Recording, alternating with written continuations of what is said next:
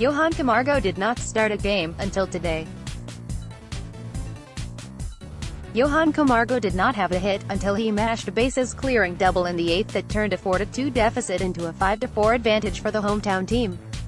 All hail Johan Camargo. Some baseball games are simple, you can describe them with a simple through line. Pitcher dominates, team. Batters mash homers, doubles. Bad defense dooms, team. Bullpen collapses. This game was nothing like that. It had phases, turns, and plot twists. It was like an airport novel, featuring Johan Camargo. Here's what happened.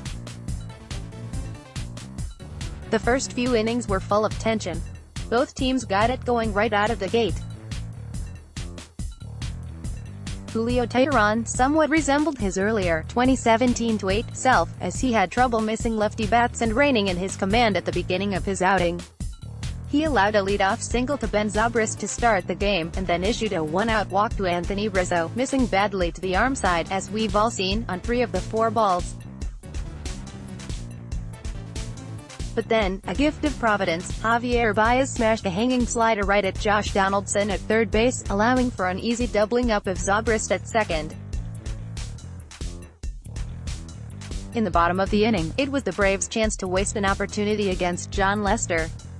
Ozzie Albies led off the game with a single and made it all the way to third as Atlanta Braves sleeper agent center fielder Jason Hayward let the ball roll under his glove and onto the warning track. Josh Donaldson then walked, but Lester managed to wriggle his way out by striking out Freddie Freeman and eliciting a tailor-made double play ball from Ronald Acuna Jr. Teheran did not get nearly so fortunate in the second, as the first 3 Cub batters reached base via single. An odd steal attempt by Kyle Schwarber, the first of the singles, was gunned down by Tyler Flowers, which helped mitigate the damage. Still, it was a rough inning for Teheran, as the weakest of those balls was hit at 102 miles per hour, the others were 104 and 108. Then, in ultra-annoying fashion, Jon Lester, career .093, .136, .137 hitter, which is a -30 WRC, somehow managed to hit a wounded duck bloop over the head of Ozzie Albies at a measly 68 miles per hour. But, runs aren't given out for exit velocity, and with runners at the corners, the first run of the game scored easily. Teheran then fell behind Hayward with a 3-1 count, unable to find the zone, but someone whispered the activation phrase into Hayward's ear and he handily complied, popping out. Teheran then struck Zobrist out, looking to end the frame down just 1, despite giving up 4 hits in the inning. Teheran then went back to the dugout and clearly fixed something mechanical, as he returned to the mound with a vengeance. He obliterated Chris Bryant with a nasty 3-pitch sequence and later bamboozled Baez to get a backwards K and end the inning.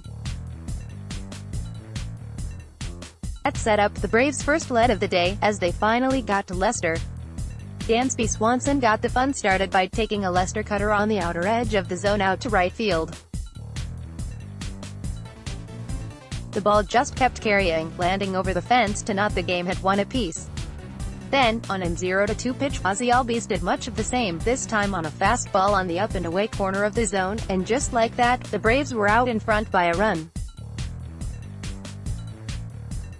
The Braves got some licks in against Lester that inning. Donaldson singled to third, Freeman walked, but he escaped with no lasting damage after Nick Markakis scalded a ball to center but within Hayward's radius.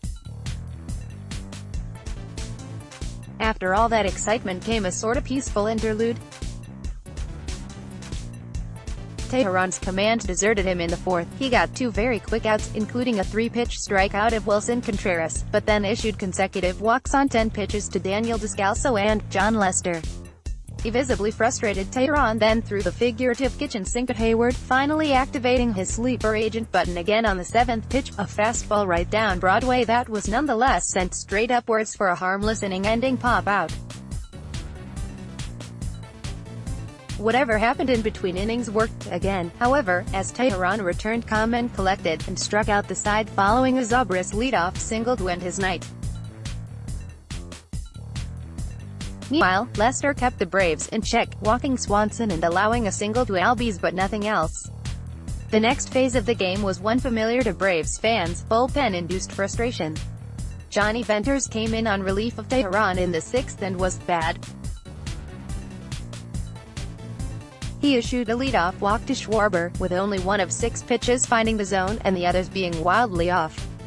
Then, inexplicably allowed to face a righty despite being a loogie himself, Venters yielded perhaps the most predictable result. He fell behind Contreras 3-0, barely got a strike call on the 4th pitch, and then grooved a sinker that didn't sink right down the pipe, where it was hit to dead center for a lead-changing 2-run homer. Welp. But not welp for too long, fortunately. Venters then struck out Descalso, but Jason Hayward then did just enough to stop the Cubs from getting suspicious about his allegiance, with a grounder that bounced off Freeman's glove and spun past Albies into the outfield grass. The play was scored a single, and Lester ran to third, pushing Venters out of the game. Wes Parsons then came on and stopped the mess from getting worse, eliciting a flyout from Zobrist and then stunning Bryant with a chest-level slider for strike 3 to keep the deficit at a lone run. Lester finished strong, striking out 2 of the last 4 and 4 of the last 8 batters he faced, before leaving the game. Meanwhile, Jesse Biddle yielded a 4th run to the Cubs in the 7th, as he allowed a leadoff single to Rizzo and a 2-out single to Contreras, whom he was inexplicably allowed to face even though the whole Contreras versus lefty thing literally went as poorly as possible for the Braves the prior inning. A wild pitch then pushed Rizzo across the plate to make it 4-2 Cubs. Biddle's night ended with a weird play. Descalso hit a grounder that was booted and then recovered by Albies. Contreras rounded third despite the ball being kept on the infield and was easily retired in a run-down to end the inning.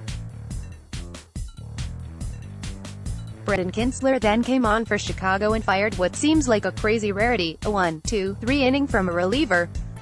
In the 8th, the Braves summoned Luke Jackson from the bullpen. It went well, as Jackson allowed a leadoff single, and then got a double play ball from Agent Hayward. He then struck out Zobrist to end the frame. And that set up the really fun stuff for the Braves, and the really agonizing stuff for the Cubs. Despite Freddie Freeman set to lead off the inning, Chicago bossman Joe Maddon elected to go with sidewinding righty Steve Cishek. Cishek, lacking platoon advantage or no, had absolutely zero control, command, gumption, mojo, other words that mean things on the night. He walked Freeman on 4 pitches. He walked Acuna on 5 pitches, including a 3-0 whiff. He walked Nick Markakis on 6 pitches. Johan Camargo was up next. He wouldn't get the chance to walk him on 7 pitches though. Despite it being presumably really well known that Johan Camargo mashes lefties, Joe Maddon then went to his bullpen and got Randy Rosario, a relief human who throws with his left appendage.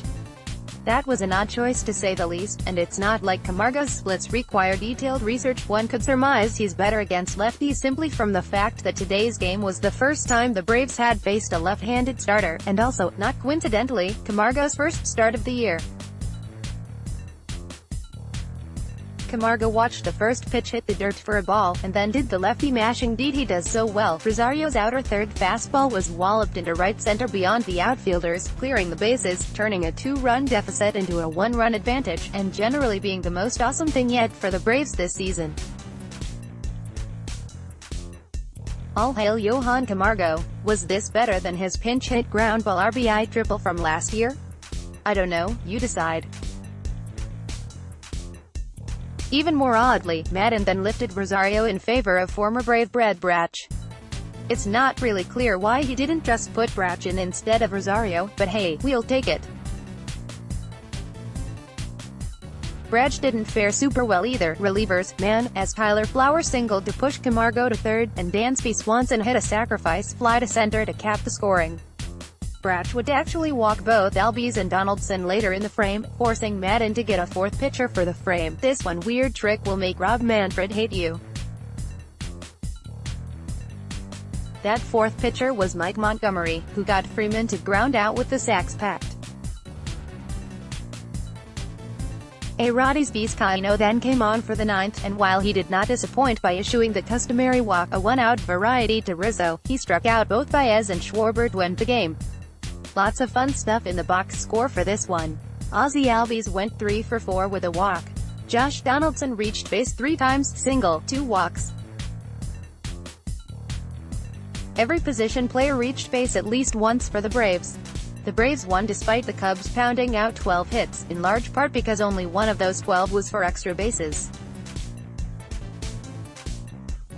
Julio Teheran's final line was a 7/3 K/BB ratio in 5 frames with 1 run allowed, and he maintained a 90 to 91 mph velocity on his fastball. The Braves will try to get back to .500 tomorrow with Max Fried, the tentatively scheduled starter, set to face off against Yu Darvish. But that can wait for tomorrow. For now, all hail Johan Camargo. Make your offering in the comments below.